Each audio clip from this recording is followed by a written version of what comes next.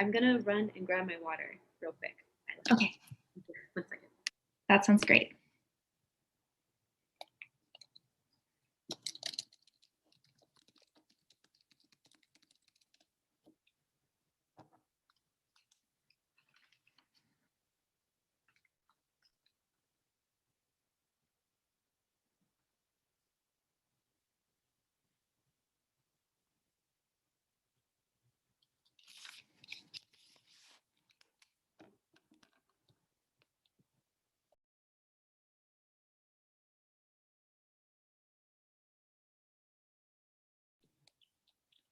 And we're live. Welcome, everybody.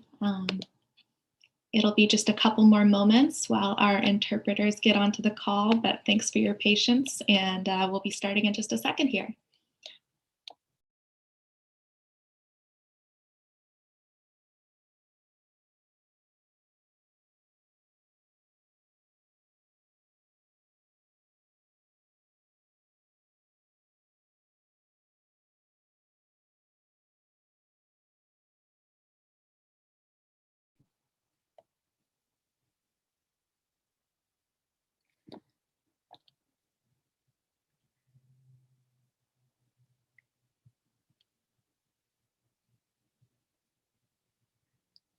And Risa, I'm wondering if you'd heard from Carly.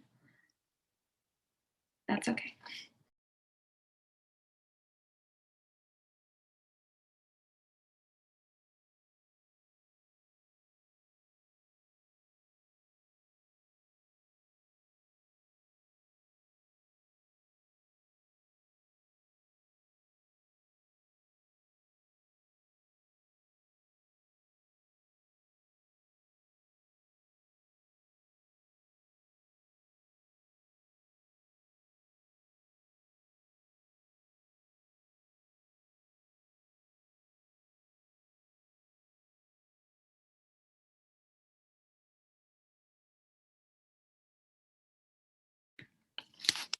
All right, for folks waiting on the YouTube stream, our second interpreter is arriving shortly, just getting into the call. And you can see our first interpreter, Risa, already interpreting what I'm saying. Thank you so much for doing that, Risa. We'll get started in just a second.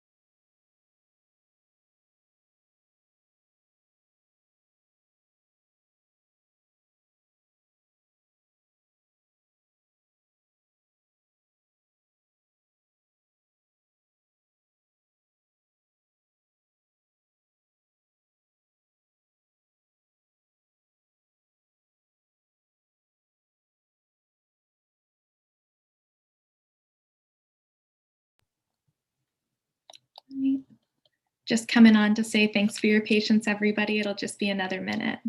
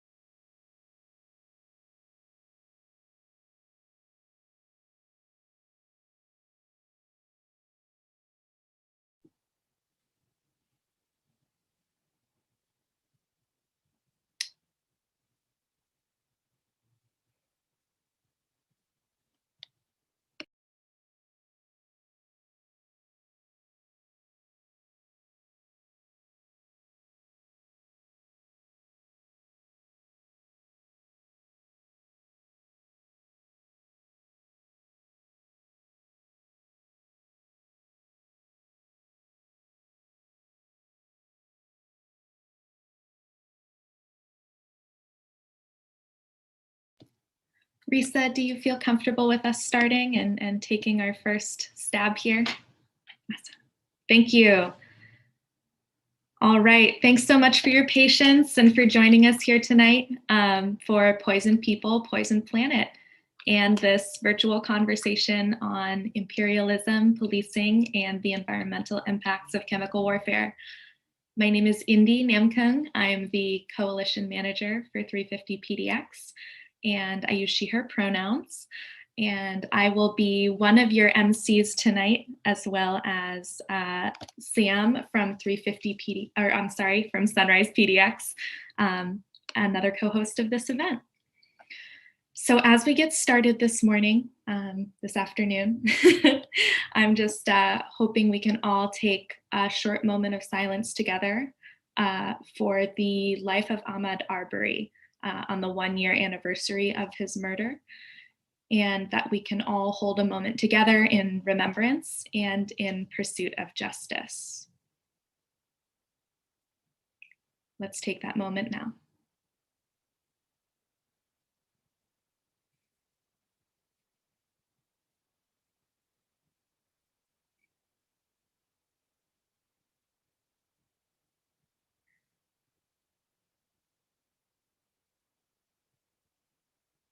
Thanks so much, everybody.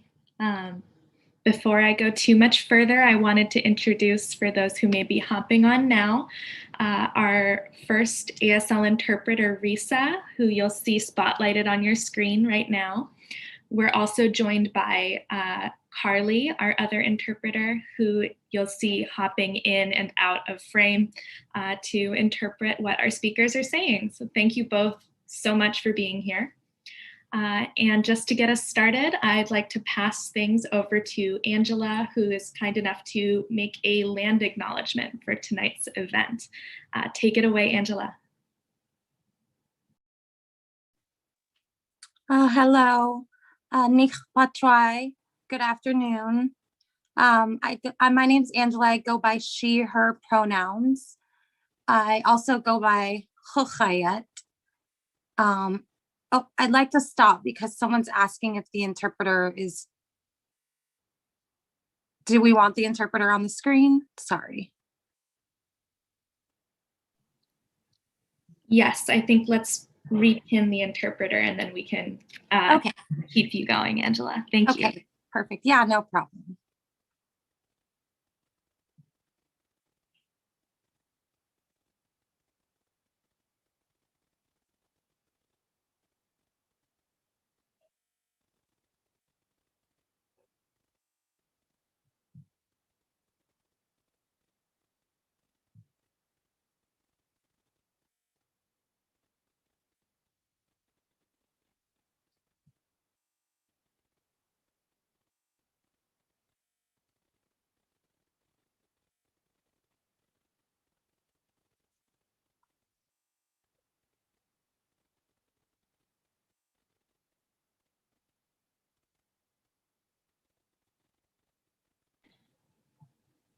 Mayan, I did see her at one point.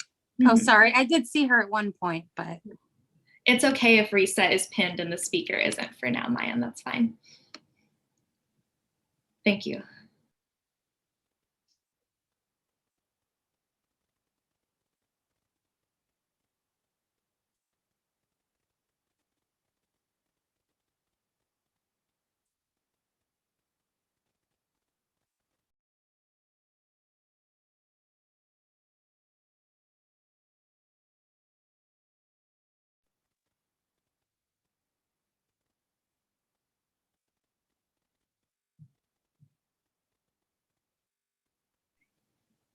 Thanks for bearing with us. We're having a little technical difficulty here, folks.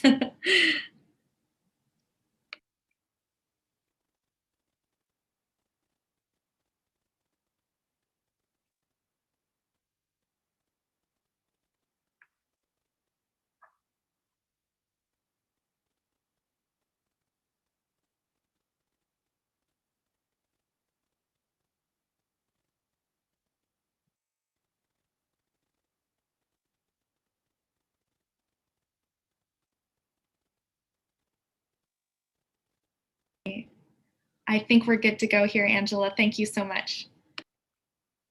Okay, thank you. Nich Patrai, good afternoon. My name is Angela. I go by she, her pronouns. I'm a tribal member of the Warm Springs and Klamath Falls tribe here in Oregon. And I also go by Chochayat, which is my Indian name that was given to me when I was a child. I just want to acknowledge the land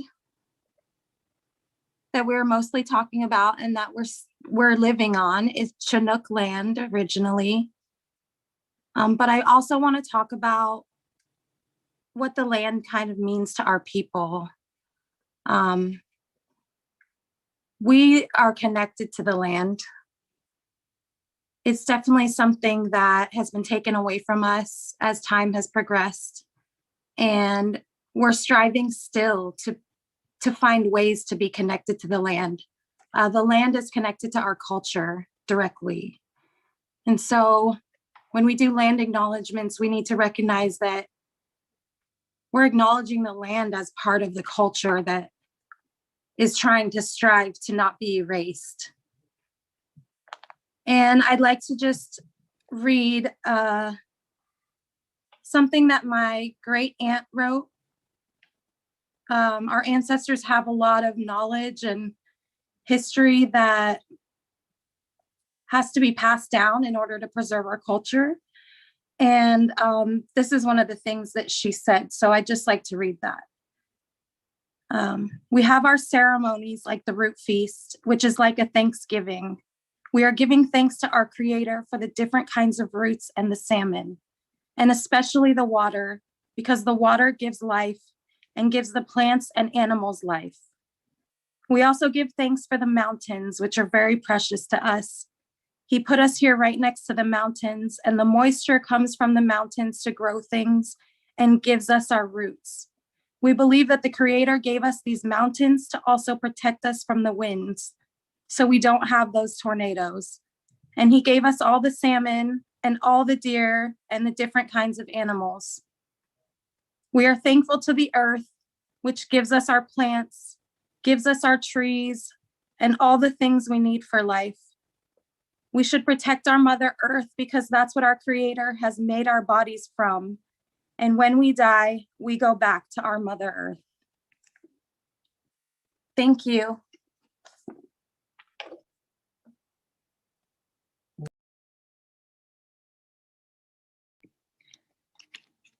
Thank you so much, Angela, for being here and for taking part in this with us.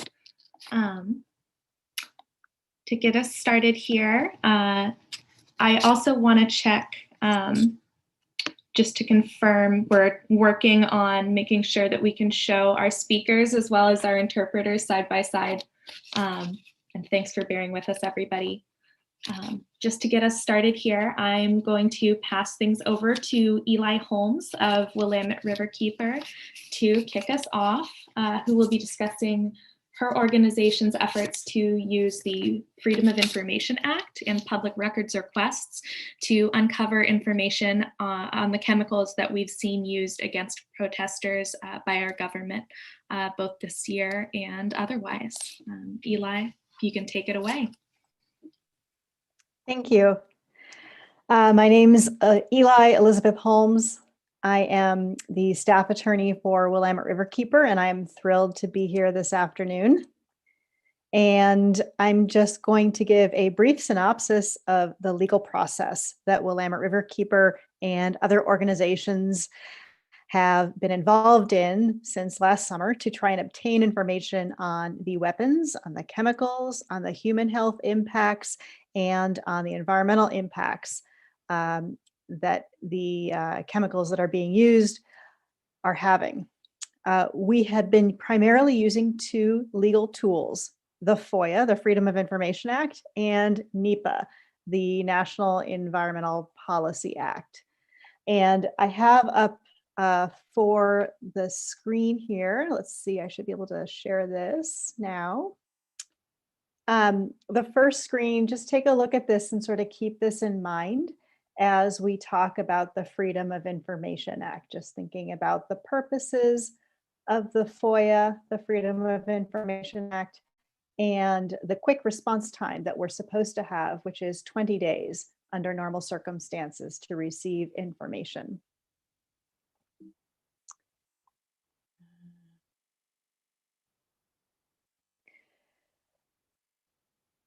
The first thing that happened this summer is that our public officials did attempt to get information regarding the chemicals and regarding the weapons. And here's just a brief summary of some of the efforts that were made. The public officials did obtain information regarding the weapons and chemicals that were being used by the Portland Police Bureau.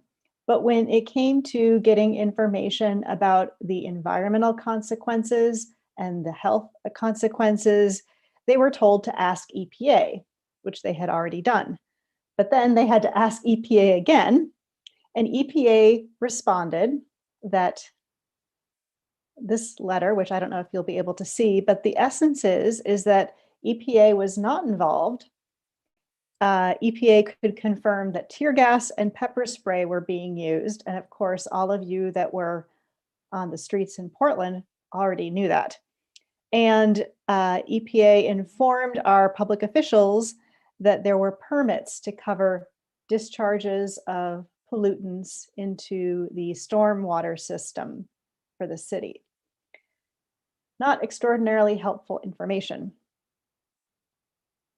Willamette Riverkeeper then joined forces with the Northwest Environmental Defense Center, and we asked the City of Portland, the Oregon DEQ, the Department of Environmental Quality, and the Oregon Department of Agriculture to immediately begin sampling and to put boots on the ground to obtain information about what was happening. These agencies had the technical ability to sample water, sediment, soil, plant tissue, air, and you'll be hearing more about that from Dr. Simonis later today. We didn't get much of a response from what those agencies were willing to do for sampling, so we had to submit FOIA requests. We submitted them to the Department of Homeland Security, ICE, Portland, the county, and Oregon DEQ. We didn't get much information. We did get the Bureau of Environmental Services sampling report, and we got a phone call with them.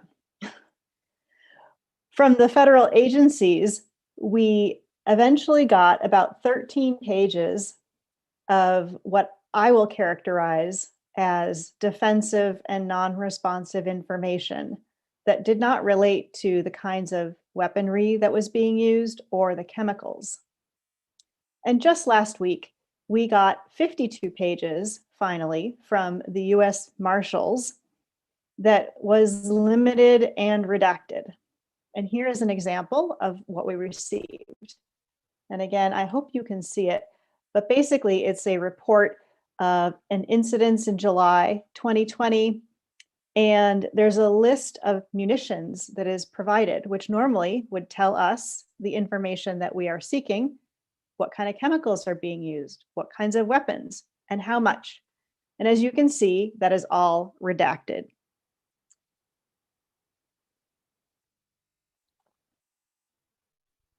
In this fall, Willamette Riverkeeper and 350 PDX and Cascadia Wildlands, Northwest Center for Alternatives to Pesticides, and Neighbors for Clean Air all filed a federal lawsuit against the Department of Homeland Security.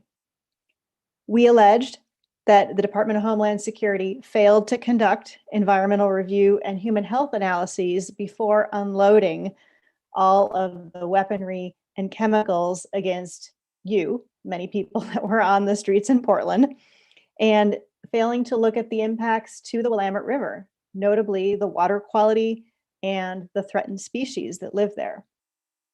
Normally, when you file a NEPA lawsuit, the government releases what's called the administrative record. That includes documents explaining the basis for the government's decisions to take certain actions. Here, that was Operation Diligent Valor. In this case, the government is seeking to delay and delay and delay release of the administrative record. Currently, we don't expect that we will receive it before mid-2021. That's fully a year since all of this happened. As a result, Willamette Riverkeeper filed yet another FOIA request in December of 2020. And so going back to the first slide, what about the 20-day rule that FOIA is supposed to have? And what about the fact that democracy works best when people have all of the information? So that is some of the questions that we hope to be discussing throughout today. And in conclusion, I just wanted to say that, one of the key things here is citizen science, which Dr. Simonis will be talking about shortly. And also your continued engagement and your continued interest and support of all the efforts that people are making to get this information public is critical. Thank you.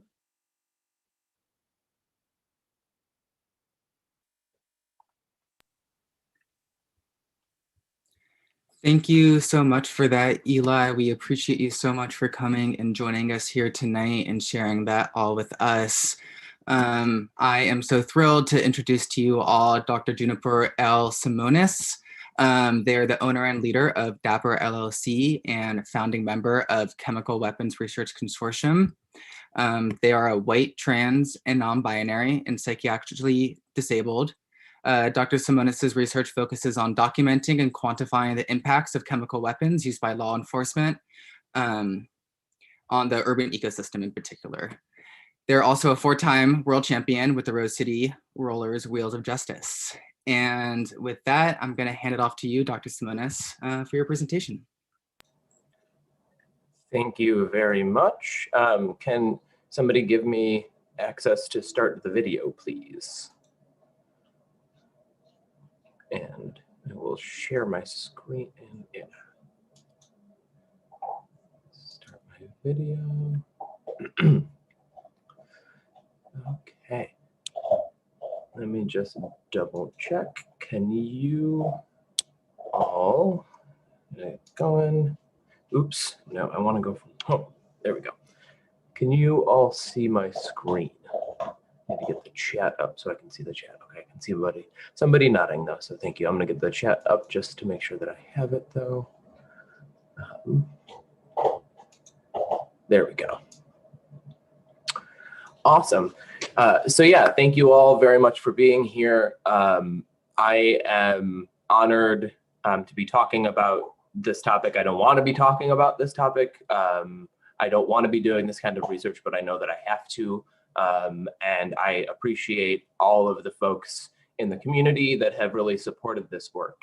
And before I really get going on stuff, I want to make sure that I take the time and space for myself, and everybody takes the time and space for themselves to acknowledge that what I'm going to be talking about is some pretty traumatizing things.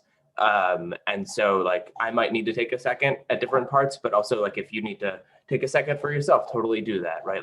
We all should be willing to give ourselves space to process this. And yeah, obviously, given that I'm going to be talking about chemical weapons, there's sort of a general sort of content warning here. There's no aggressive videos or anything like that, but there are some still images and stuff that might be trigger for some people. All right.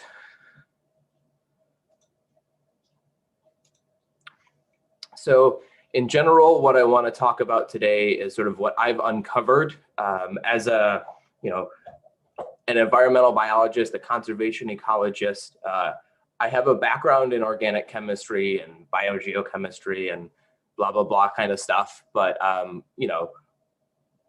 this is not my bag. This isn't what I study directly. And so, in understanding how chemical weapons impact the environment, I've uncovered a lot of information and history about how chemical weapons have been brought into US law enforcement and sort of where we are now in their application.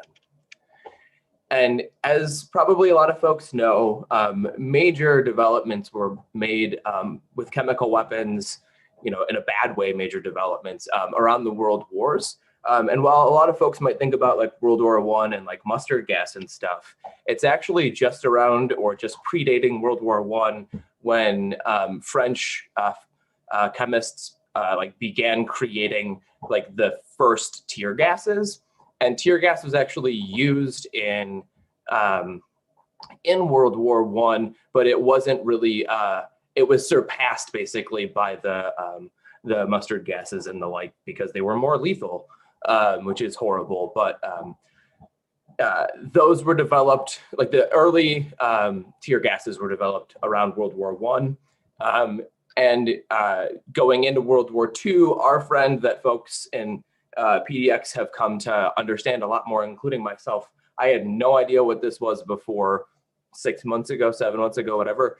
Hexachloroethane, which is a munitions smoke, which was developed by the United States Chemical Warfare Division between the two world wars. Given the connection of both the French and the American chemical weapons industries that were burgeoning, it's perhaps not surprising that in Vietnam, during both the French occupation and then the US occupation, there was heavy chemical warfare usage. And there was a lot of sort of like cross linkages and the development of a lot of beginnings of techniques for using chemical weapons in urban and non sort of battlefield settings really took hold in Vietnam. And around this time is when CS actually gets developed. It was in the 50s, 60s in Britain, but it got heavy deployment in Vietnam. As you can see in the picture on the left here, it was used against women and children pretty indiscriminately. And in the picture here in the sort of bottom center, that's actually the Mighty Mite, which is the precursor of the thermal fogger that has recently appeared in Portland. And so that thermal fogger basic idea was that it would be used to flush tunnels where Viet Cong had dug and were residing, and where sometimes civilians were hiding and whatnot. They basically flushed these tunnels with gas. And it's horrendous. And this is where CS really got its big application. And during that same time, as Vietnam was sort of in this period and the civil rights era was occurring in the US, where you have various kinds of demonstrations that law enforcement can view as a thing that needs to be responded to with some kind of force for whatever reason, predominantly structural racism, for example, right? And so we see in the civil rights era a transition into US policing, and that's really in the end of the civil rights era and the beginning of the sort of counterculture movement in the 70s is where we see a lot of usage beginning to occur in US policing. And so this is where we get the actual development of like chemical spray hand cans. And you see in the photo here, which is taken from this book, Riot Control Material and Techniques by Rex Applegate. It's basically a manual on policing from this era. And it shows in Oakland in '67, basically. And that's one of the first reported examples of that in the general press. And you can see here also, the techniques that were being developed are shown how to be deployed. And as you can see here, anyone or in Portland at least, will immediately say, well, that's not how those chemical weapons actually get deployed here. There's never an escape route. There's never that much space horizontally for folks. There's never a clear line of release. And also the police usually throw it in the wrong direction of the wind instead of the right direction of the wind. So half the time they're blowing it back in their own face. But the manuals about how to do this stuff have been around since the civil rights era and earlier. And that also includes, again, the pepper fogger. So earliest sorts of examples that I found of the pepper fogger actually come from the Democratic National Convention in '68. And then it kind of spread around to different police departments. And I found a lot of examples in the '70s where there's like one or two like sort of incidents that have been reported in a newspaper for a given city that has them. And so we see a big transition and increase in usage in policing with regards to chemical weapons in the US during the '60s and '70s. And then really from like the late 20th century onto today, we have sort of the expansion and the like technologization of some things, right? So in '73, we have the development of like OC, like oleoresin capsicum, the common kind of pepper spray developed by the FBI as a weapon, specifically taking, you know, history from a lot of Asian, like Japanese fighters used to put like pepper in bags and stuff and throw it. So it's like a long history of it, but the spray can sort of deployment was developed in the '70s by the FBI. But then we have PAVA, which is like very rare in normal OC mixtures, but can be synthesized. And so we have this transition to a more technologization of the weapon. And also we have sort of this transition away from hexachloroethane smoke to terephthalic acid smoke, which is often branded as quote unquote safe smoke, which again occurs in the 1990s as more and more environmental and health impacts of the other kinds of smoke are being uncovered. And, you know, there's also weapons development like the FN 303 rifle that is lethal, that shoots heavy impact rounds with chemical irritants with it. You know, that was developed in 2003, right? And so again, we have this increase in sort of technology and application. And at the same time, we have this like this sort of standard background, but then this like progressive increase. We have ourselves actually been stuck with a police bureau that is remaining in the dark when it comes to the reality of the weapons. And so earlier this year, Sergeant Brett Maxey gave this interview where he was talking about CS, and he says, once you get out of the area, you know, the effects are gone, right? And this is a very, very common perception. I've had it said to me by law enforcement after they've pepper sprayed me. I've had it said in general, and I've heard it spoken by law enforcement often. And the reality is that's demonstrably false. So if we're talking about CS in particular here, it's been known since the '70s, the late '70s, that it messes with hormones in mammals. And even if you just like look at the safety data sheet for it, you know, it says down here, right, like symptoms of poisoning may even occur after several hours. Therefore, medical observation for at least 48 hours after the incident. So no, its effects don't go away when you leave. And actually its effects might not come on until later, right? Like, so him saying this is a really big problem because it means that he doesn't understand the impacts of the weapon. And that is a problem for his usage of it, and then also his communication about its impacts. And also as a thing that I have sort of brought me in on this, right, is it's toxic for aquatic organisms. And I saw this again and again and again. And CS people think it biodegrades, but it's only partially biodegradable. And there are important residues that are left behind that get washed in for example, the Willamette River and have big impacts. And it's toxic for fish, right? Like this stuff also has other heavy metals in it and whatnot, but basically this stuff is toxic for fish. And it's like this thought of, oh, the impact is just on humans and it goes away when you leave is very, very myopic and focused on the wrong thing. Similarly, Associate Chief Jamie Resch, you know, has said in an email to the Community Review Committee or Citizen Review Committee that used munitions can safely be thrown in the garbage once they've cooled, which is also like demonstrably false. It says it in every single one of these safety data sheets that they must not be disposed of together with household garbage. Don't allow it to get in the sewage system. It has to be handed over to hazardous waste disposers, right? Like, so you have somebody at the upper echelon of the department saying that it can be thrown in the normal trash stream when it says explicitly on the safety data sheet that it must not be, and it needs to be handed over to hazardous waste disposers. Similarly, she said that the OC, like the pepper spray that's produced by Defense Tech, is food grade as a defense for using it on people, right? Like, oh, it's just like peppers that you would eat, right? When that's also, again, demonstrably false. If you look at like the blast grenade, it's the OC, it's the same stuff, right? But basically, you can see in here, it's harmful if inhaled, harmful if swallowed, right? Like if it's harmful if swallowed, then we're not talking about something that's food grade.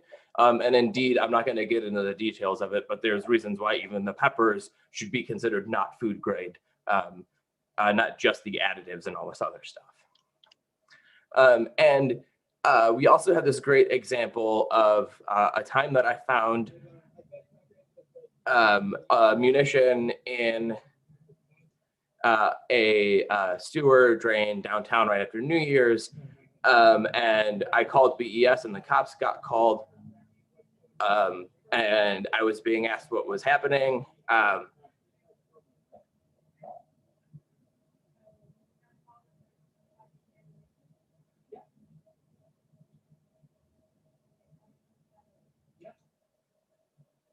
The statement there being, I don't know what that is, right? So you have officers responding on the ground, not knowing what the weapons are that their own officers are, and maybe themselves have even used before, right? Like, so we have a general lack of awareness about this, and it extends outwards in terms of how blame gets placed on protesters for police's injuring of themselves, right? So like, around that New Year's time, also, PPB released a statement that said that they used, quote, inert smoke.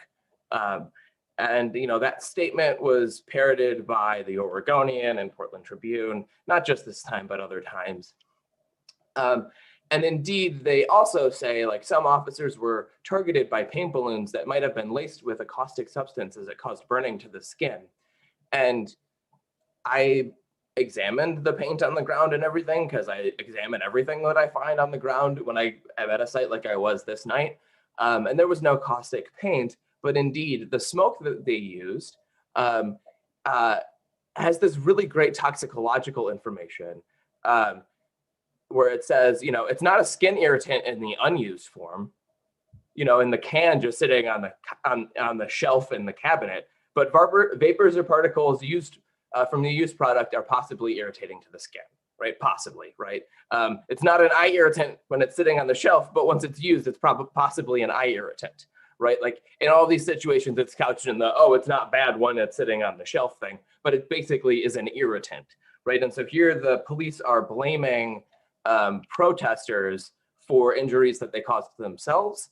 And this is a big problem because it also, you know, sort of like, is a shirking of the responsibility that the impact that the police are having on the ecological environment, right? Like, because the weapons that they're using aren't just caustic to themselves, they're also caustic to the environment.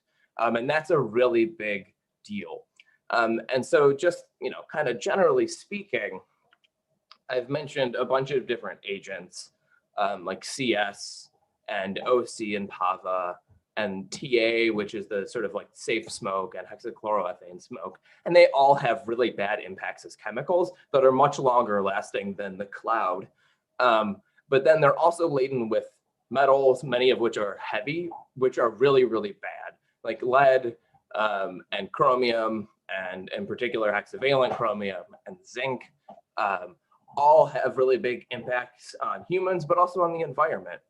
And I think a particularly telling example of this that people have seen if you've been in Portland downtown, is what got dubbed the troubled tree, right? It's this tree here on the left, just right in front of the courthouse. It's a Tilia species, and it basically is troubled because it got bombarded heavily with a lot of chemical weapons, and in particular, HC smoke, which releases zinc chloride gas, which is, as I will show you, known to defoliate trees. So compared to like CS gas and terephthalic acid gas, which aren't known to defoliate trees, hexachloroethane smoke is actually known directly to do that. And it's been shown for, a couple of decades where there's, varying species it's shown. And you have sort of the modeling or the yellowing of stuff and the leaf spotting, but then also like full on defoliation where they're dropping their leaves. And this is shown in a really great paper called Warfare Dendrochronology, where they actually look in an area in Norway where these you'll recognize these as HC cans, but they're that's like a GPS or something, right? So these are the pots. They're not like the hand grenades, right?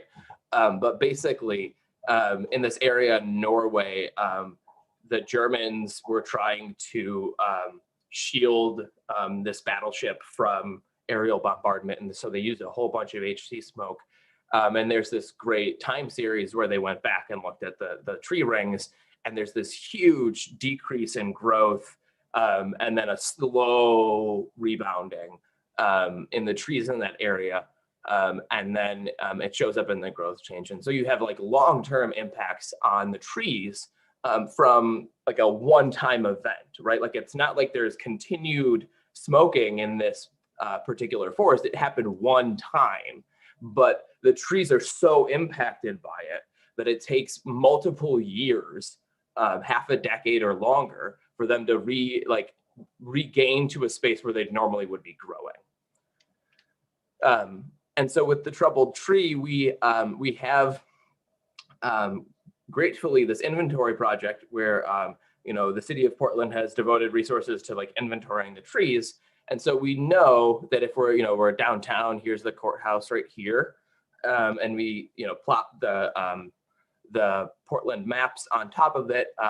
The tree that we're talking about is a Tilia species, and as of this time, which I don't remember exactly when it was, 2013, its condition was good. I don't think it would be in that same condition again, but I'm not sure. And so here's the most recent picture I could get from Google Street View, which is 2019. And then here's sort of the map of where hexachloroethane grenades have been documented as being deployed or recovered. And this is the spot where the tree is, right? So it's kind of right in the epicenter of this one area of deployment.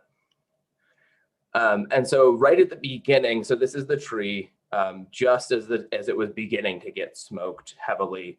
And by the 10 days later on the 30th, you can actually see some defoliation on the bottom, and it actually has crept up further up the side. And there's a whole lot of a time series I could go through, but basically fast forward to September, and you can see that the impacts on the tree are significant, right? Compared to its trees down the street, where there's been significantly less impact. And you can also see here, actually the branches from the tree across the street in the park are also burnt back. And this is true up a couple of side streets as well. So there's a very evident impact that we can see in our urban ecosystem already. And so the long-term impacts of that are yet to be determined. But it's definitely having an impact on the terrestrial system. But near and dear to my heart, but also really important, as Angela was saying, water gives us life at the beginning, right?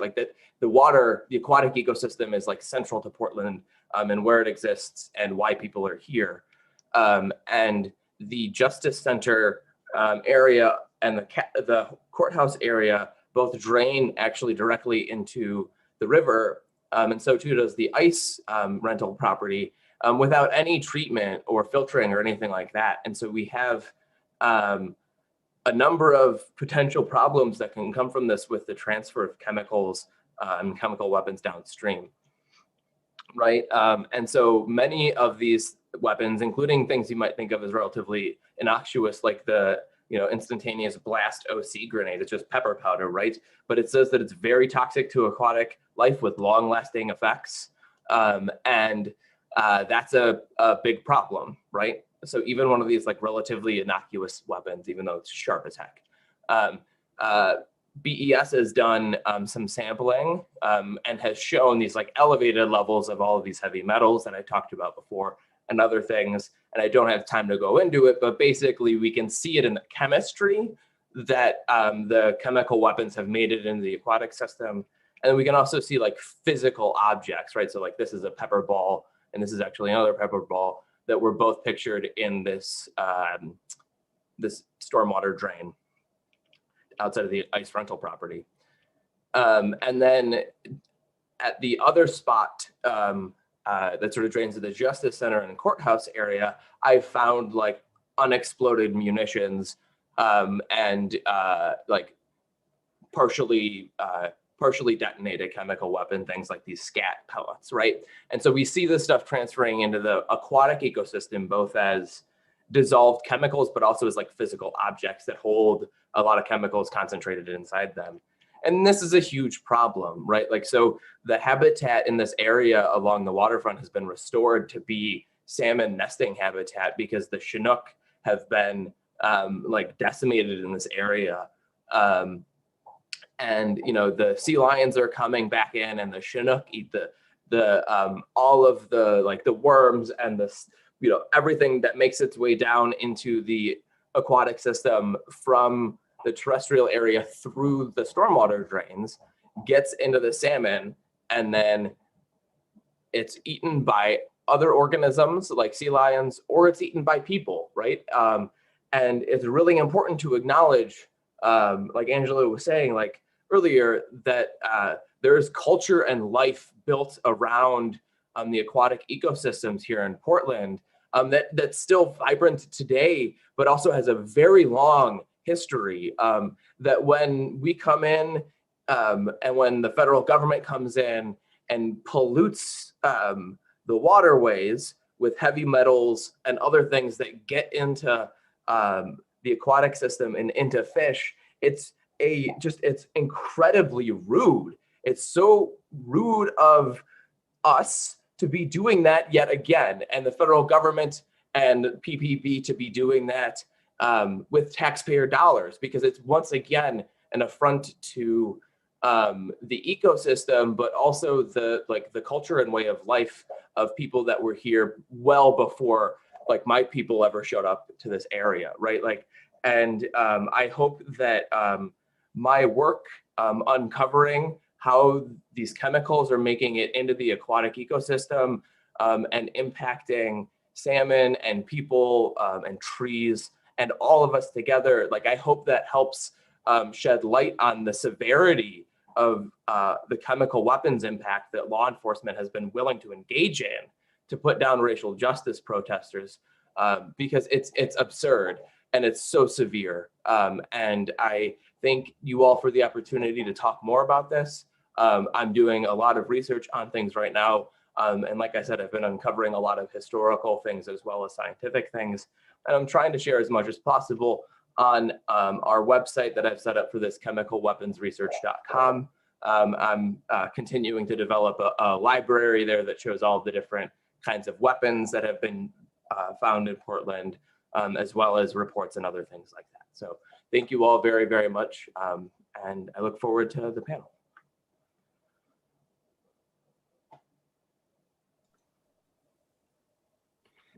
Thank you, Dr. Simona, so much for that incredibly insightful and informative presentation. It is always just shocking to bear witness, you know, with naked eyes, all the harm that the federal government is inflicting in Portland. But, you know, this issue is not local only to Portland. There are populations around the world that have been affected by chemical weapons in even more severe ways. And it's important to talk about those and build those links and connections and kind of build this kind of global solidarity between, you know, different movements and spaces, you know, when talking about these things, because this truly is a global issue when we're talking about breaking down, you know, these issues of white supremacy and capitalism and, you know, the military industrial complex. How are we going to do that? We need to, you know, be creating these linkages and building solidarity between these different movements. So with that, I'm going to introduce our moderator for the panel. Alyssa Azar is Syrian, an independent gonzo journalist. She's a chemical weapons exposure expert after being consistently exposed to tear gas since early June. She covers a lot of social uprisings, state-sanctioned violence, and community outreach efforts, and goes undercover at right-wing extremist rallies. So with that, I'm going to pass it off to Alyssa to introduce the remainder of our panelists. Thank you all so much. Thank you so much, Sam. And thank you, Sunrise and 350 PDX, for getting this conversation and panel together. This has been really incredible and informative so far. So they already introduced Dr. Simonis. So we have two other panelists that are going to be joining us.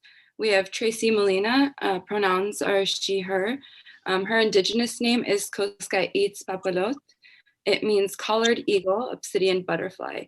She is descended from the Nawa people and was raised with, but married in, to Siletz tribes and lived on the Yakima Reservation for decades.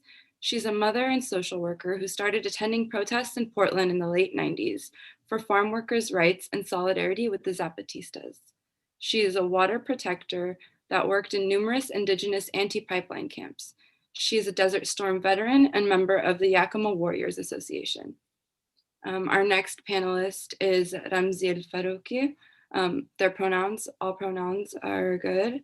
They are the executive director and founder of the Center for Study and Preservation of Palestine. They are a civil and environmental engineer, a writer, and a poet. All right, so if everyone is ready, we can go ahead and get started with the questions. Yes. Perfect. All right, so first up, I want to ask, how does the uprising, and in particular, the use of chemical weapons in Portland, the Pacific Northwest, connect to global movements for liberation?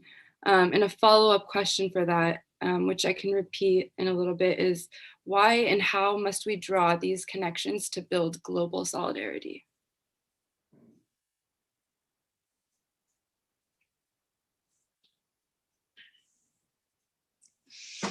Well, I could definitely shed some light on one thing. In 2010, the Department of Justice released a report which was directed towards the Baltimore Police Department. And the Baltimore Police Department was found to have widespread constitutional violations, discriminatory enforcement, and cultural retaliation in the use of their crowd control and their policing techniques. This was on August 10th, 2016. What the Justice Department fails to talk about is where did the Baltimore Police Department receive its training? Well, the Baltimore Police Department is trained by the IDF. And that's not just the Baltimore Police Department. The Florida State Police Department, New Jersey, Pennsylvania, California, Georgia, Washington State, as well as the DC Police. So when we think about tying together global, if we want to have global solidarity, we have to think on a systemic level. And if we are looking at the things that we don't like here systemically, we have to ask our question, why does it look like it does? And who are we supporting to develop these techniques? And this is all taxpayer funded. Every single one of these departments are trained with the IDF via our tax money. So I think one part of talking about solidarity is to actually follow the money and follow the decisions politically that are made in order for these departments to function the way that they do.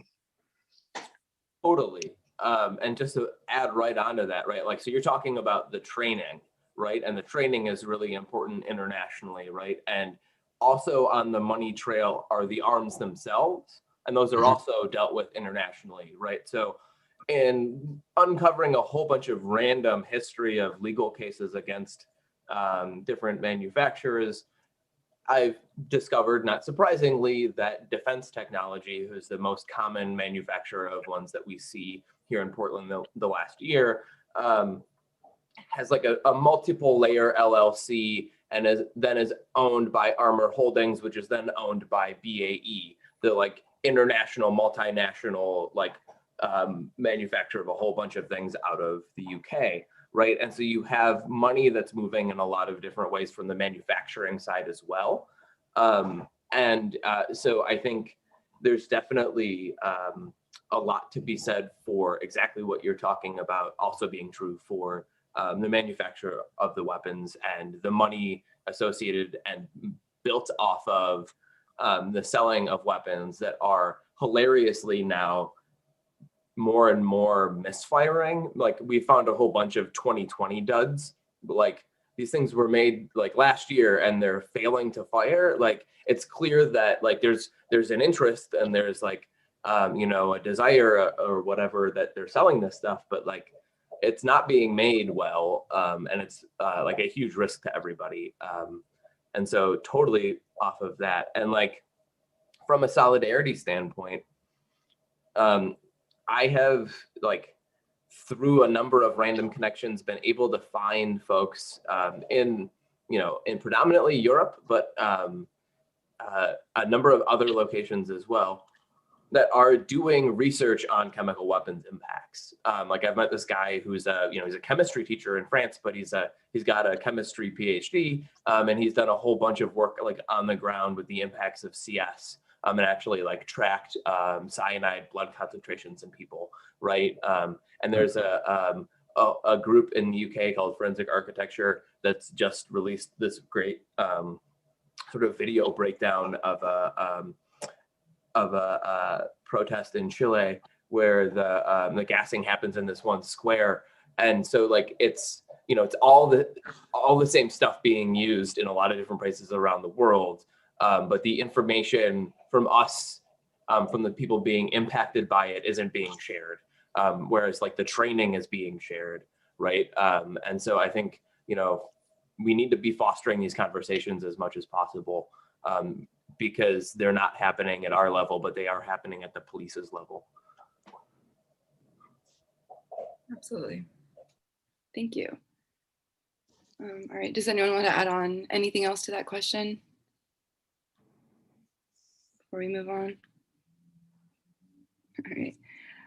So in what ways do the state and private companies use chemical warfare to further dispossess basic human rights and planetary autonomy? How does this play into larger systems of settler colonialism, white supremacy, and the military-industrial complex?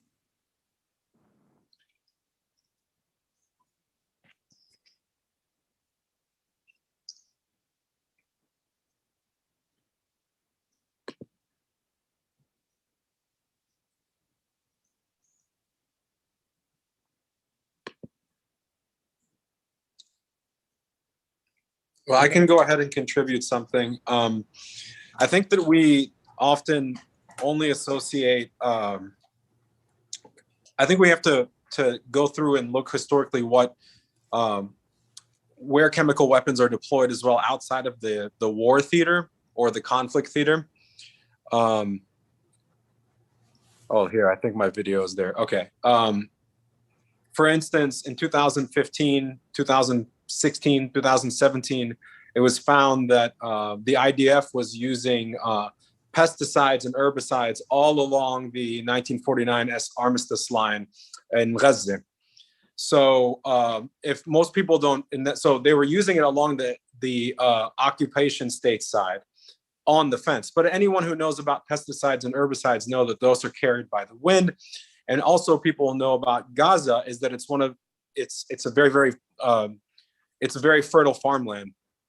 Most of the farm fruits and vegetables rot because they can't be exported, but it is farmland, and many of the people there live off of that. Those farms that were along that line were decimated. They're for every single year they experienced loss of crops and residual effects because these pesticides and herbicides stay around for a long time. There was no reason to do that other than to target the livelihood of occupied people. The IDF can produce whatever it says, but this is an example of where settler colonialism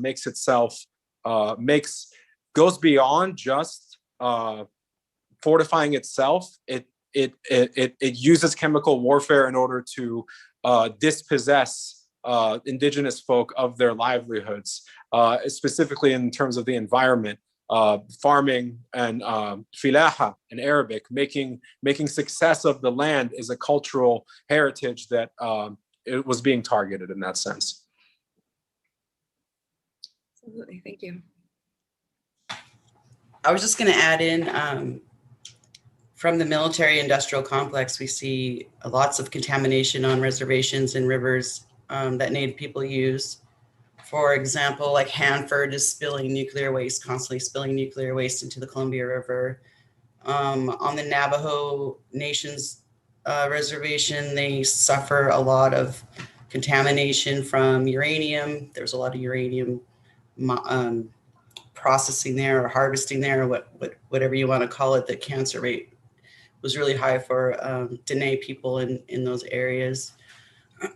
And I just was going to add that this use of tear gas, we just saw it being used in on the border of Guatemala, against migrants trying to cross the Guatemalan border to get into the, to cross the Mexican border to apply for amnesty.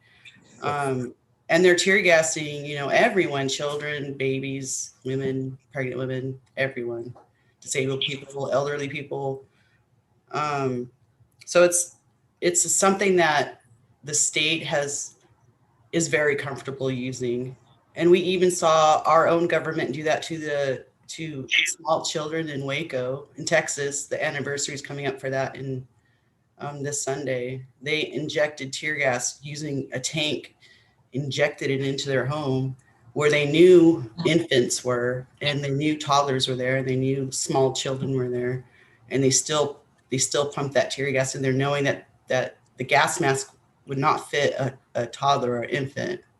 So it's something that something that the state has always done, and even to their own people, even to our own military, right? Like my father was in Vietnam, and he suffered a lot from Agent Orange. 2 million Vietnam veterans have Agent Orange complications from their own government dumping poison on them because they don't care. Everyone's expendable to them. So I was just going to add that much. I forgot the whole entire question, but I was just adding that in there. No, that's all really great. I think people often look at the environmental effects or a lot of the symptoms, the physical symptoms that people experience as like just a repercussion, instead of, no, it's intentional genocide. So thank you for sharing that. Okay. Ramzi, maybe you can help answer this question, but the use of chemical weapons in the United States pales in comparison to what Palestinians have experienced. How does American silence over this issue speak to the deeply entrenched ways in which certain lives are not valued in this society?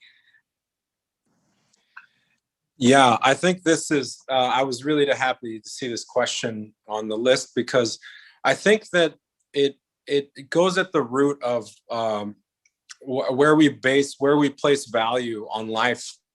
In the Swana world in Southwest, Asia and North Africa, we have seen such massive use of chemical weapons. Specifically in Palestine, it's mind-numbing.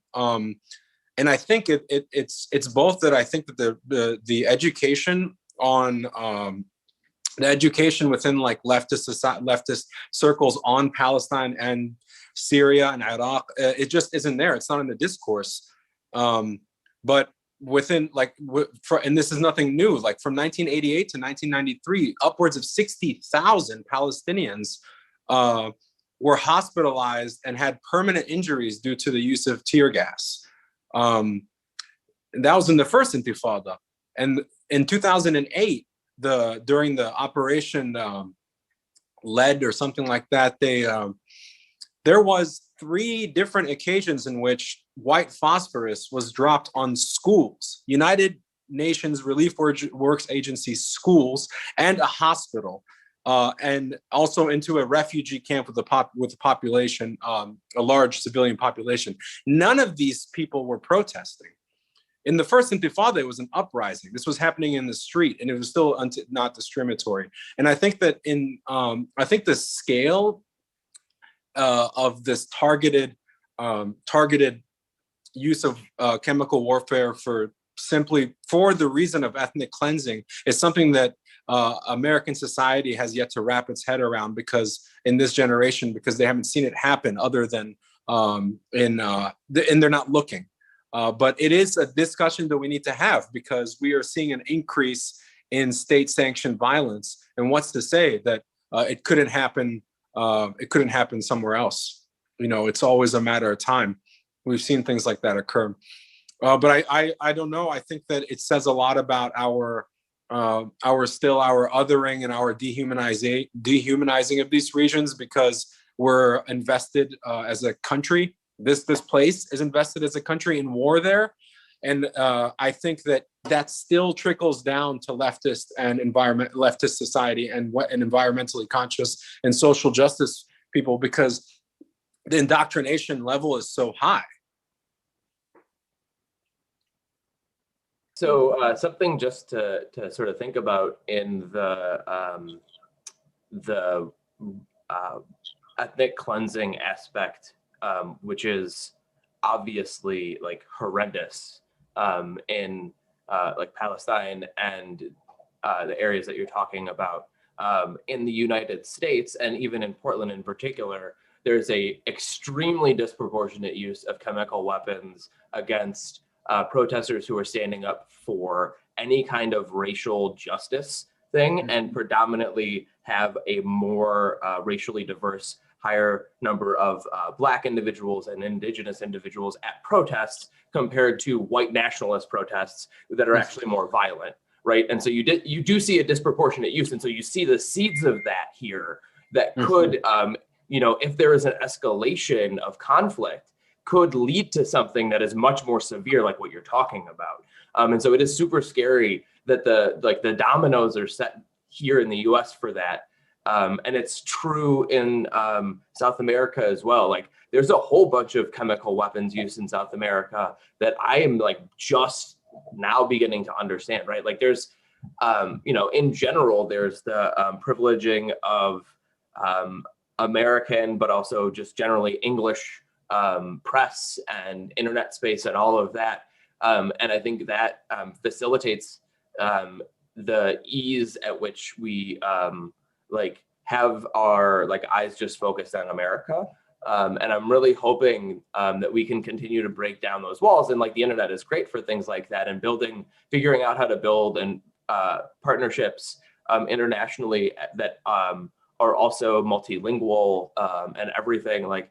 There's a whole bunch of usage still of chemical weapons in Southeast Asia, in Hong Kong, right? Like there's everywhere you look where there's any kind of conflict between a police state and its people, occupied particularly, there's use of chemical weapons. And that's where it was very interesting to me to see as I was looking into the history of this, the connection to Vietnam.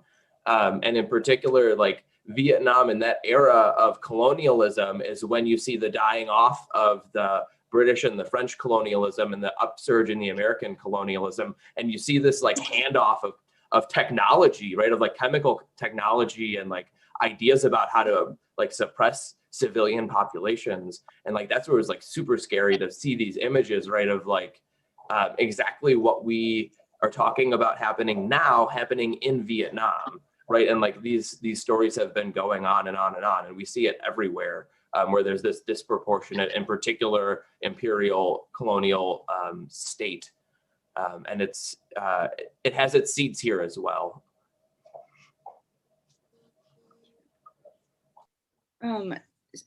Going off that same topic, could you speak to any disproportionate use of tear gas by Portland Police Bureau in different Portland neighborhoods throughout the past 7-8 months? Or could anybody?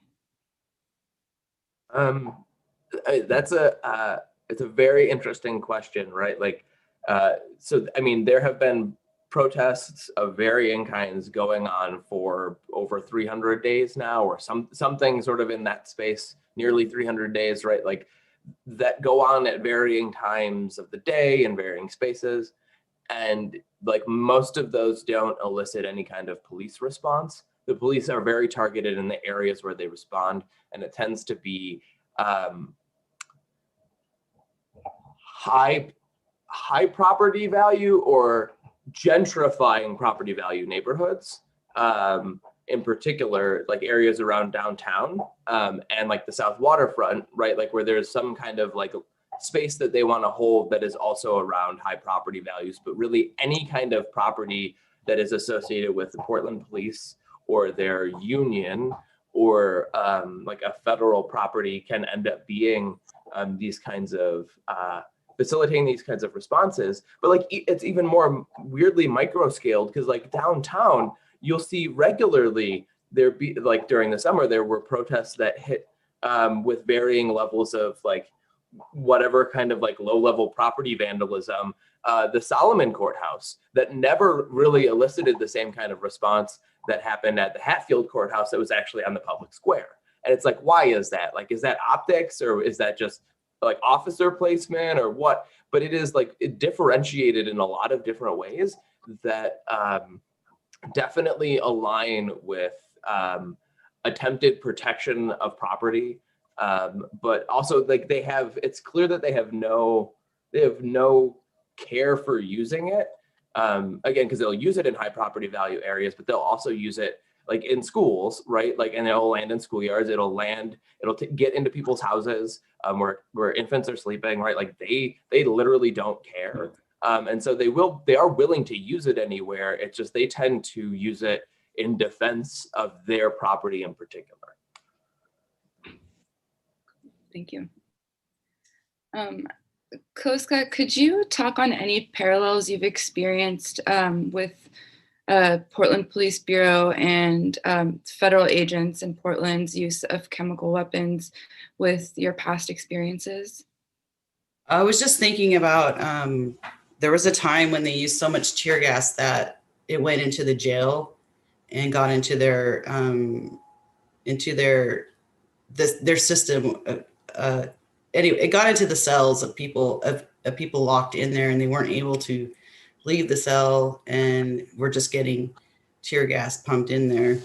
And it's so ridiculous because there was numerous times that there were fires. One time there was even one where they were burning wood, so it was a pretty clean fire. And they came and put the fire out because there were actually like 4 other fires going on at the same time. But they came and put that one out because they said people could smell smoke in the jail, but they didn't ever think that for tear gas. And then we also had, it's not just the tear gas, it's also the way they shoot it. So a lot of people get injured by the canister itself, but they shoot the canisters right at people. And so that's a problem too. And then there would be times that the tear gas would smell really almost like sweet, and that they were using expired tear gas. So we had that problem too. And it was I was getting tear gas a lot, so I was pretty used to it. But when I was exposed to the expired tear gas, it hurt more. It hurt my lungs more. I couldn't breathe at all. So there was a noticeable difference with the expired agents that they were using. Right. Wow. What exactly happens when chemical agents expire? Yeah, so it's actually a little bit of a mystery because the way, and it's frightening, the way that the manufacturers, like the limited amount of information that you can glean from them really only tells you about some of the components of what's in the bottle, not what comes out of the bottle. And all of these things, especially anything that has a fire, is going to use an oxidizing agent. And that oxidizing agent really isn't shelf stable. And there's basically the holes that get drilled into the metal so that they get blown out when the thing explodes provide a small space through which moisture can get in and chemical reactions can kind of start happening. And so what that ends up doing is kind of activating a lot of the caustic chemicals that can then start eating away at the inner linings of the can, and can start reacting with, for example, if it's CS, it can start reacting with the CS and breaking it down chemically before it even gets a chance to be ignited, right? So a lot of what the expiration is, it has to do with starting with the stuff that creates the fire, because it's designed to create fire at any standing around time where the moisture, humidity changes, temperature changes, any of that kind of stuff. It just starts to get the chemical reaction going. And so then because we only know what's in the bottle and not what comes out of the bottle, we don't know what's in the bottle at the time when it's expired either. And so presumably there's, independent or internal research or whatever in these companies, and they know these things, but because they have to set, a time for when it expires. But that's not public information. And I certainly haven't found anybody that's done, a timeline study of what is actually in one of these things and how it breaks down over time or what gets released. There's just, it's really, really scary how little information about what comes out of the bottle is in the materials. Definitely. And as far as you know, what's the oldest recovered expired canister? I know I 100% can say I've seen stuff back to 2000 at least. And I want to say there was a 1997 or 98. I do know also that there were multiple orange smoke canisters that were used one night. And orange smoke hasn't been sold in a very, very long time because it's now a Coast Guard warning, ocean warning signal sign. And because we're close to the water, you really shouldn't be using it here, but it doesn't get sold by Defense Tech anymore.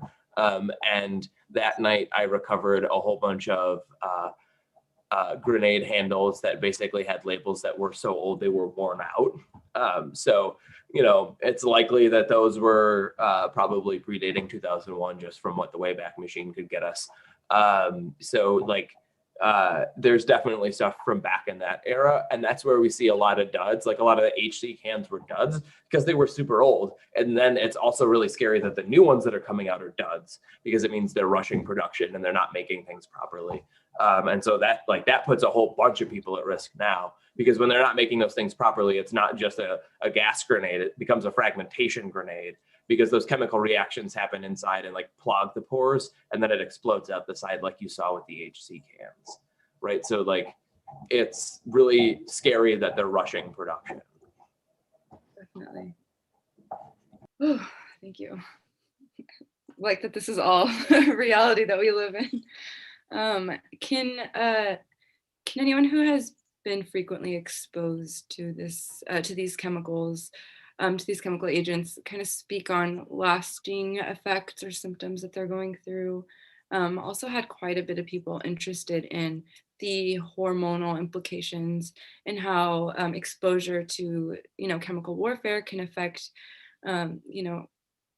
periods. There's been reports of miscarriage, just a plethora of really awful symptoms. Yeah, and I've been in contact with a number of individuals who are experiencing really severe symptoms, like ovarian cysts and miscarriages. And I'm also in contact with some of the professionals at Kaiser who did this study on exposure. And they're working to get that paper published right now, but it shows what we would expect given the sort of paper that I flashed earlier that was done in the 70s, that when you inject rats with CS, it messes up their hormone levels, right? And when you mess with an organism, a mammal's hormone levels, it's not just a one-time thing.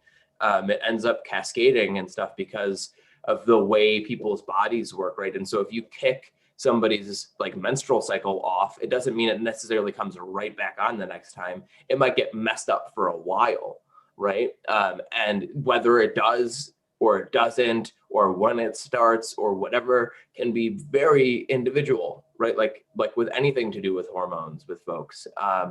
And so like it's really, really scary that this impact of CS, which has been known for like half a century almost now, is so downplayed in the media spin in the US, where it's like, these are all anecdotes and like one-off stories, and like maybe it is something, right? But like when you see, like I've had people the day after J20, when there was a huge release of CS around the ICE facility, I had people reach out to me who had IUDs that had spotting, right?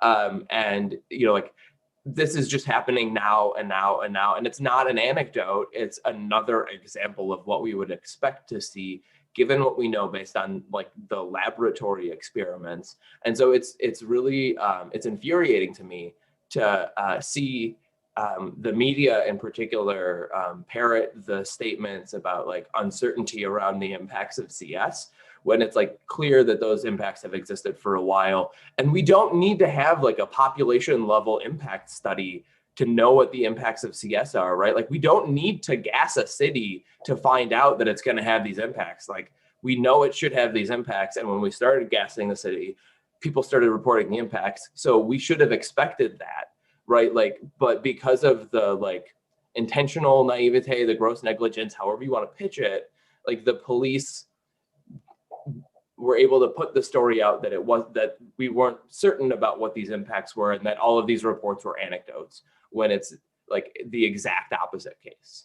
And that's really, really scary. And so like I definitely want to like honor and respect folks that have like experienced impacts on their menstrual cycles in particular, but also if you're a diabetic and it messed up anything around your insulin cycles, that's also really important. As a transgender person who takes external hormones, like I'm not entirely sure what this has done to my body. I've been exposed considerably, right? But like we have people who are looking into this, and I would say like, if you are concerned about something that's happening to your body, if you have access to, please reach out to your doctor and like specifically talk to them about this. And we're hoping, if somebody out there has the wherewithal and the capacity to put together a brief little document that people can hand out to their doctors about some of this stuff, I think that would be super helpful.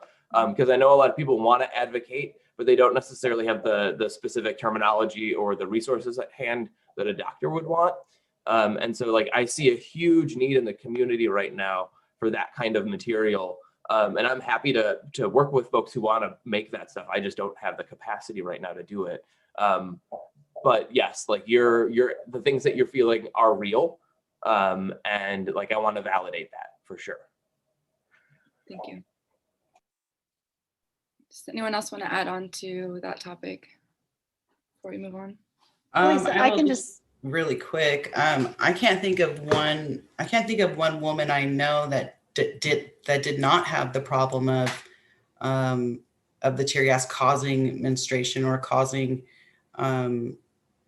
constant menstruation. So it's pretty, yeah, I can't think of one person. I mean, even for myself, I a year before had my uterine lining lasered to reduce the amount of blood that comes out during a menstrual cycle. And so for about a year, I would have a period, but I wouldn't have one that had blood until I was exposed to tear gas. Then it was nonstop. So whatever it is that causes that, it's pretty bad. It's pretty bad. I'm sorry you had to deal with those side effects. It's awful. It's awful. Lisa, I can just add with respect to the NEPA lawsuit that we have a number of folks that have filed declarations with the court discussing some of their health impacts, notably, let's say on the menstrual side. And, we have folks that, 3 months after are still experiencing similar effects. So we know that for those what I'll call sort of the immediate result impacts, that it continues at least that long. And those are the things that folks can readily identify.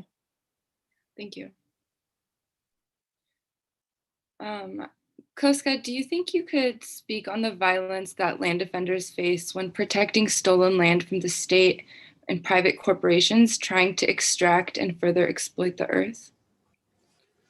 I can talk about when the Wet'suwet'en Nation had their has been fighting this pipeline for a long time. Even before Standing Rock, they started their blockade, and they're still doing it today. And just, I think it was maybe it was last year, or 6 months ago or so. There was women who were doing a blockade on the Get 'em Down clan's land, and they were the RCMP were extremely violent. So no matter what country, the violence is, similar. I mean, in Mexico, well, actually south of the border, in several countries, the amount of indigenous environmentalists that have been murdered and assassinated is really high. I think if they were doing that to indigenous people in Canada or in the United States, I think there would be a bigger outcry. But there's been, numerous people assassinated for standing up for their land and for their water and in their own indigenous community on their own homelands. It's sad. It's sad because, for me, I was always seeing things in the historical context. So when the Portland Police Bureau started boarding up, all their buildings, it looked to me like, with all the wood, it looked to me like a fort. And that's what they first did when they got here. They built forts everywhere. Like around every reservation is an Army fort, because people were not allowed to leave the reservation. And so I would see white feds shooting at, people I knew. Even one time when I saw someone with the eagle feather in their hair, shooting at them.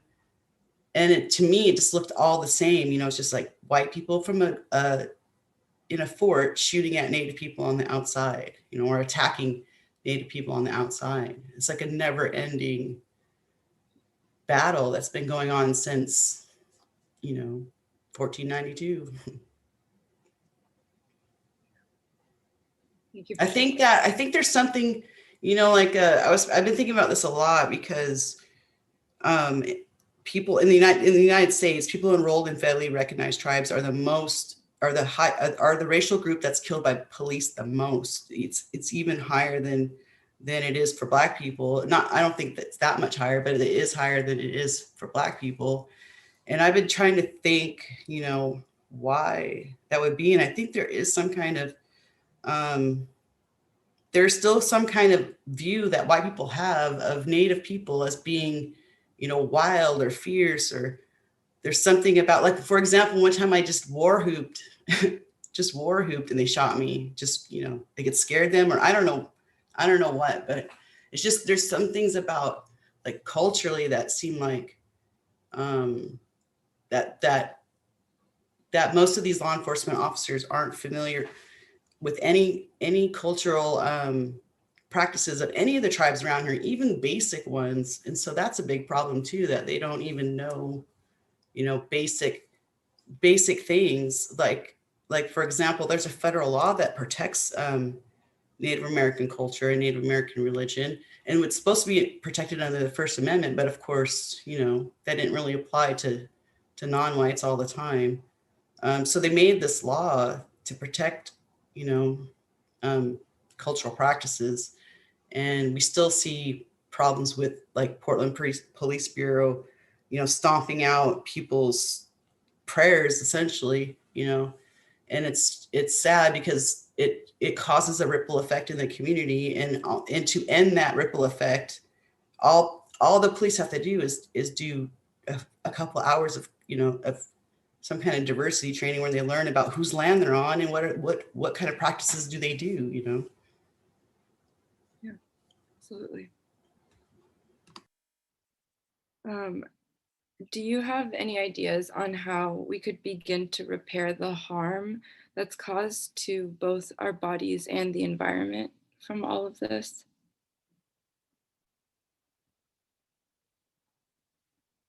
And that's open to anyone.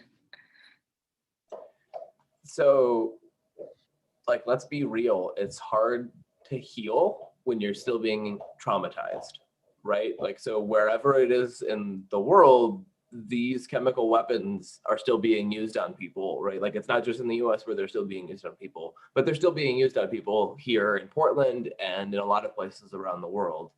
And it's, you know, it's like if you got a wound and you're scratching it and you just need to put a Band-Aid on it, but you keep scratching it, right? And you just keep scratching it and scratching it. Like, it's not going to heal, even if you want to put a Band-Aid on it, even if you put some, you know, Vaseline on it or whatever, if you keep scratching it, right? And the police are scratching us here, right? Like, the feds are scratching us with chemical weapons.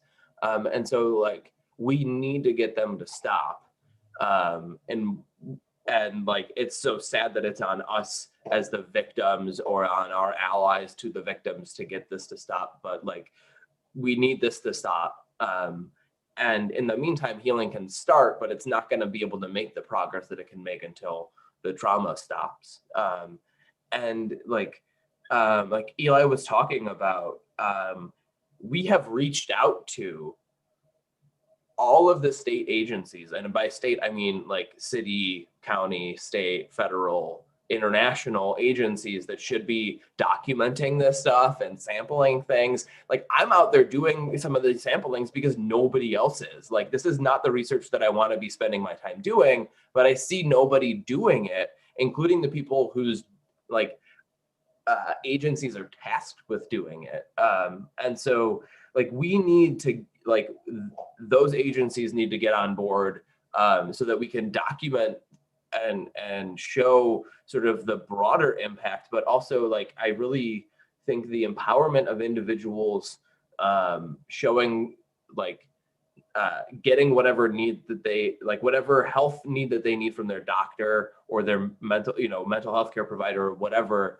Like, a lot of that is going to require belief, right? Like, it's, as somebody who's experienced a lot of invisible disabilities and invisible illnesses, there's a huge like provider patient relationship there where you need to have trust in the person to be able to tell them about something to get medical care, right? And so like, we need to have trust and empathy in the community to be able to provide the care, whatever kind of care it is, for each other, so that we can like really heal, whether it's in a medical way, by talking about, you know, changes in a menstrual cycle with your GP or OBGYN or whoever you're working with. If you're, you know, like, I know people who are pregnant now, and it's like, they need to be talking with their doctors about these things, because when the doctors find out that these people have been exposed to chemical weapons, then they're going to be able to talk about it with their colleagues and raise it in that, you know, and so we need to be able to talk about it.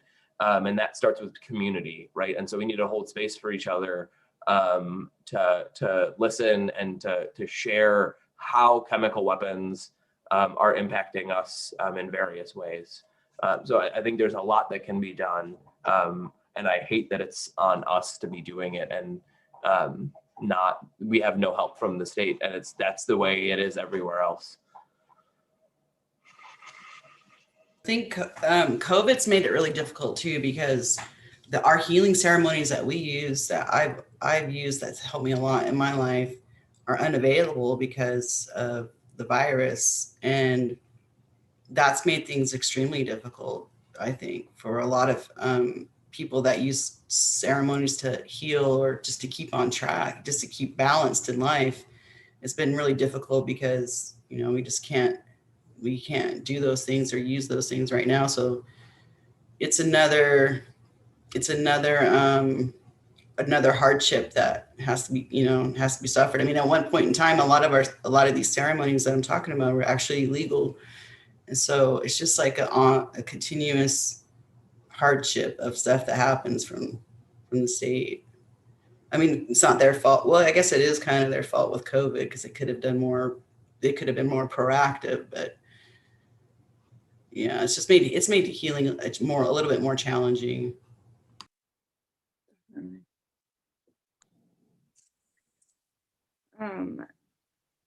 So, especially with how I think it's really easy to feel hopeless and kind of powerless in all of this.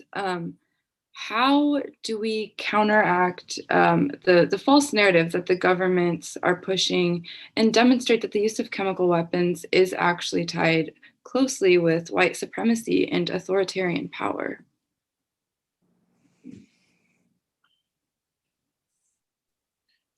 I think it goes back to something that Dr. Juniper had said, is that there's a disproportionate use of these things within at different kinds of events.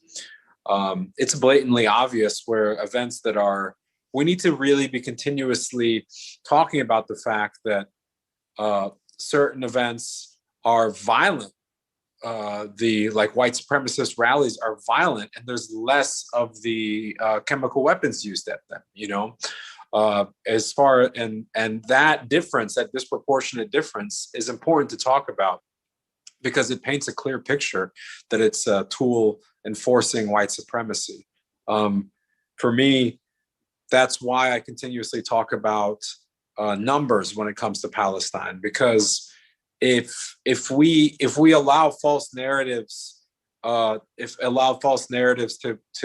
be the ones circulated, we could fall into there's a conflict, so therefore because there's a conflict between Palestine and Israel, there's going to be weapons used. Well, no, it's not a conflict. When you have 2,000 people that were killed and 60,000 people who were exposed, who had to be hospitalized due to attacks, chemical warfare, and less than 200 people over the course of 6 years who were barely injured, that paints a very specific picture.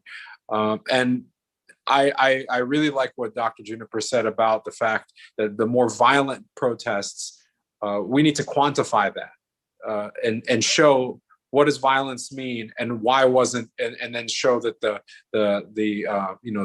chemical weapons and the violence, the crowd control tactics are being used discriminatory specifically towards things that have to do with social justice for Black people, for Indigenous folk. And I just want to go back to one thing about the question before. For me, healing always, it's an opportunity to talk about land back to the Indigenous, always, because, and what does that mean on a land basis, on an economic basis, on a representation basis? Because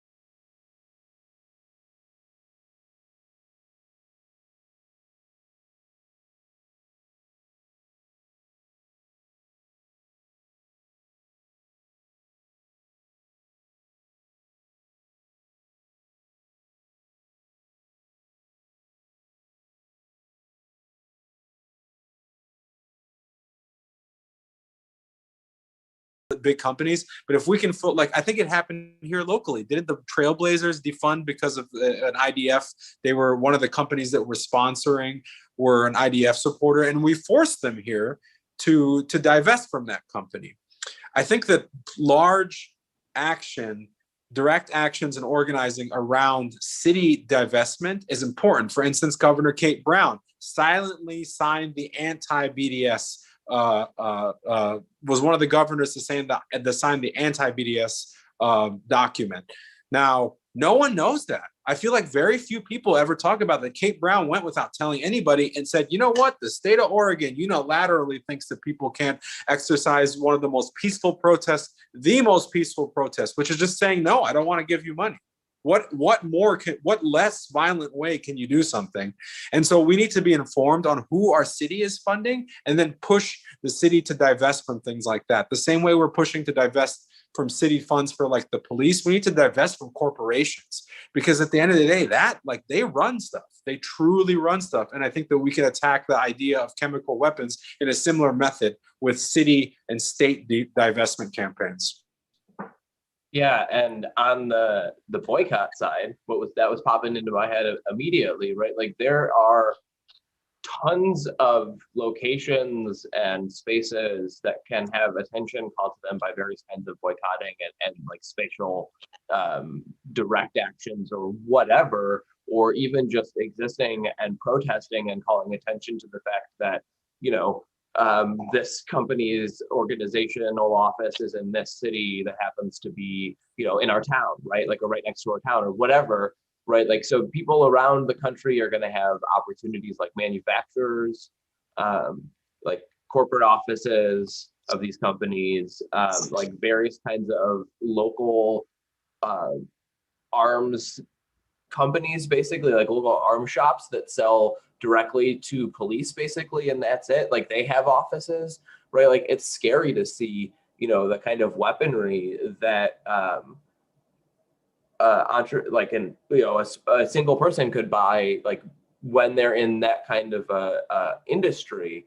And so, like, you know, there are opportunities to locate boycotts in very strategic and particular places that don't necessarily have to do with the direct interaction between officers and people who are getting gassed, but have to do with calling attention to other aspects of the chemical weapons industrial complex, and how it exists sort of at various spaces across the country and the world for sure as well. So what would you say is the most vulnerable link to disrupt the process of the production of chemical weapons? That's a really good question.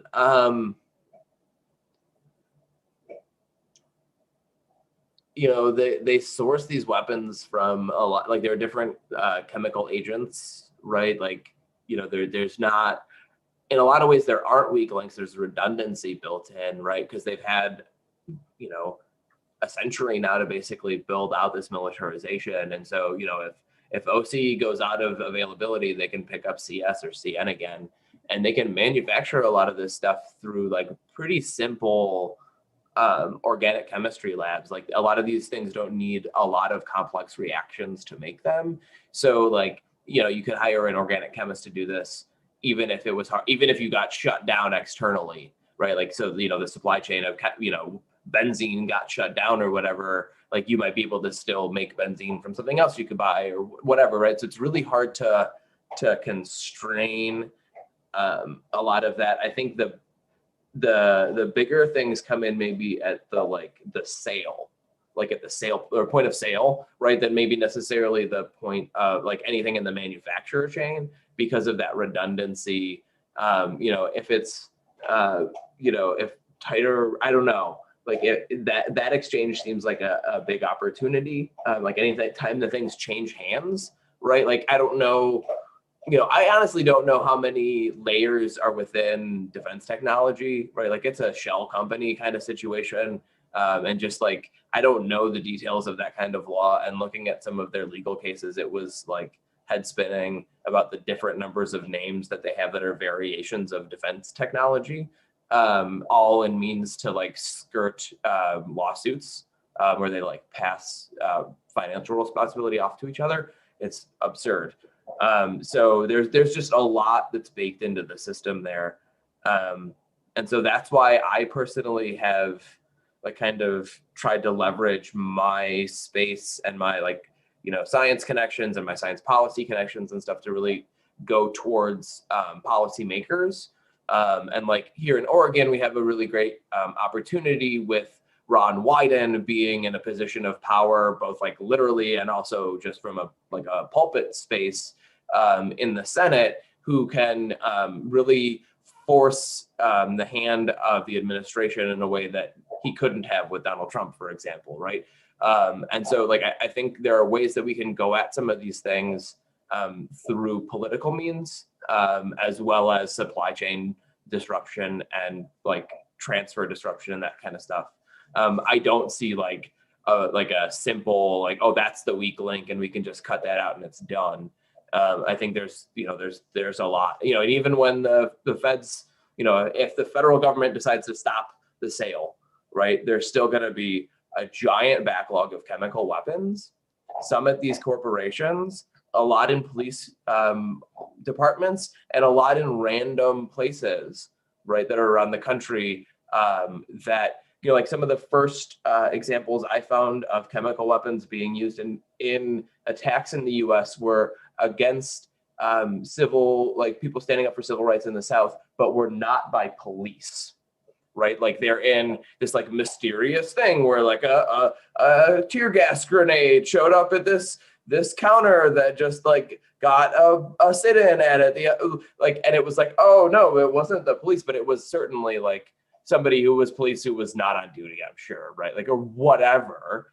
And so this is baked in, and it's gonna be really hard to undo all of that or work to like demilitarize all of those weapons everywhere and like get them safely taken care of, because they're like hazardous waste, right? And I'm really concerned about the people that have hazardous waste sitting around their houses and don't have proper ways to take care of it because they haven't been informed about the severity of some of this stuff.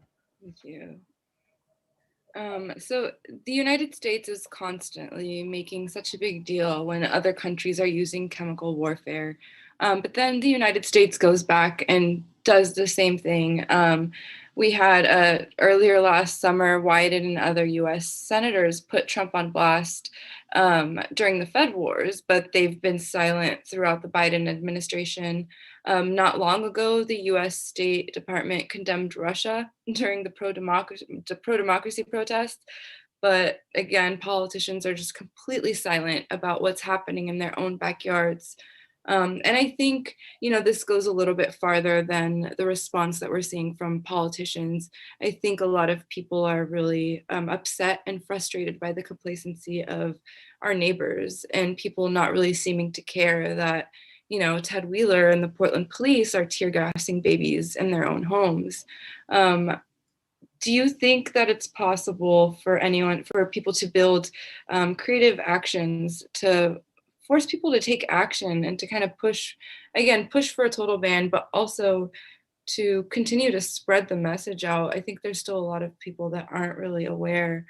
Aside from the people who are being complacent, there's a lot of people who aren't really aware to the extent of like what's going on. So I don't know if anyone has any ideas about that. I just want to hop in here quickly to say that, in fact, Ron Wyden has resent his letter. So it has been re-upped and updated and stuff and sent to the Biden administration. And there's been work through a number of different folks trying to pressure through that as well. So it's slow, but I do want to acknowledge that step has been taken because I'm working directly with some folks in some of these offices, and they're really pushing hard, but it's just like, even in a direct access kind of way, like it still takes a while for some of these things to actually manifest, which is so frustrating when you're on the ground being gassed, right? Like it's experiencing both of those worlds at the same time is very challenging, right? Like going out and being like gassed every night, like wanting this to stop, and then realizing that like there's so many layers of bureaucracy to go through, even when you have a fast track on something to even get something kind of like taken care of with somebody, right? And so, I think for me, that's been it's been a challenge in leveraging the privilege and access that I have to try and get some of those awarenesses that are raised. But I think it is a lot about raising awareness. And I think a big issue is that although this has changed recently, the protests that have garnered militarized responses, including chemical weapons responses, have been at night. And like when people are sleeping and when most of the media aren't covering things. And so the media show up for their morning shift and they see broken windows, but they don't see all the people like gagging and screaming for medics and like, trying to get up off of the ground and being pushed down by police or any of that kind of stuff, right? Like they don't actually see what's happening. They don't see people's faces getting shoved into tear gas, right? And yet it's happening all the time. And so it's this communication thing that we need to help facilitate, right? Like, and it can't be on the people who are out every night experiencing it, right? It has to be on like their friends and supportive people to help them tell their story in a way that makes sense for them, that can get other people aware of it, right? Because everybody's going to have these connections that they can build, that they can leverage up the power chains, but it starts with being able to tell a story and to be able to connect with people personally. Because, like we don't have, for the most part, we don't have like the good eye of any media organization, even here in the US, let alone like somewhere like Palestine, right? Like there isn't coverage of what's happening on a regular basis from the perspective of a protester in mainstream media. It's out everywhere on social media, but like there's a very selective mainstream media, and that's in Portland in particular, that's a huge issue because of who owns the corporations that own the broadcasting and their connections with corporate donors of different politicians and police organizations and all of those like backroom shady deal kind of things that are like really, really scary and kind of prevent some of these things from being changed. But at the end of the day, we all have to be able to connect with other people to get them to understand what we were experiencing, because we're not going to have, like, in general, there's not going to be a morning newspaper that people wake up to that says, 35 people sent to the hospital last night from CS gas, right? Like anything like that. All they're going to see is a news release from the police that's full of factually inaccurate information about the impacts of the chemical weapons, and then how many people they arrested for crimes that will be, or charges that will be dropped like the next day, right? Like that, we don't hear about the impact on the people at all, right? And so that's what we have to break in order to get a lot of this change happening. Thank you. Great. Anyone else on that question?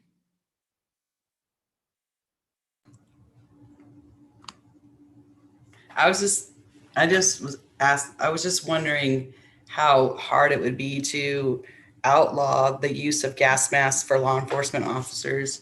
And I was thinking how fast the police union would be talking about how dangerous it is for tear gas and how they must have their gas masks. So I don't know if that's possible or not, but it seems like, to me, that seems like it would be easier than going after the chemicals, because like for the death penalty, the pharmacists and physicians finally stopped saying, we're not going to participate in these state-sponsored deaths anymore because there's too many that have been proven innocent and so on. And so they just switched to different kinds of drugs. So I don't know what the answer is, but I just thought I'd throw that out there. I would love to hear their response to that.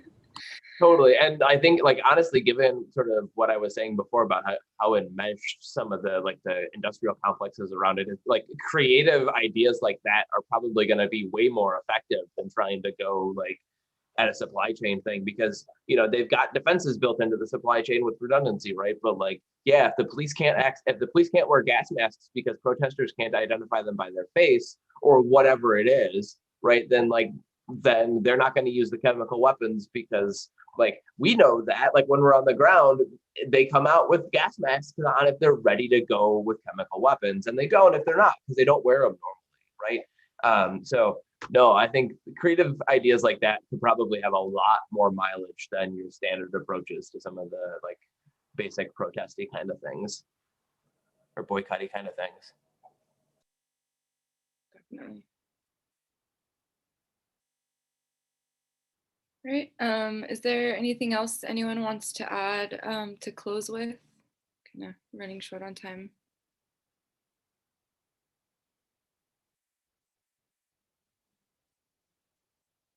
Nope. All right. Sam, should I give it over back to you then? Yeah, thanks, Alyssa. And thank you all so much to our panelists and to you, Alyssa, for moderating that wonderful and incredibly expansive discussion that we just listened to. And there's so much to take in and so much to think about as we move forward. I want to close just by thanking everyone who helped put this event together: Sunrise PDX, 350 PDX, Willamette Riverkeeper, Stellar Communication for providing the live captioning, and Finger Crossed interpreters for providing the ASL interpretation. Thank you so much for making this event accessible.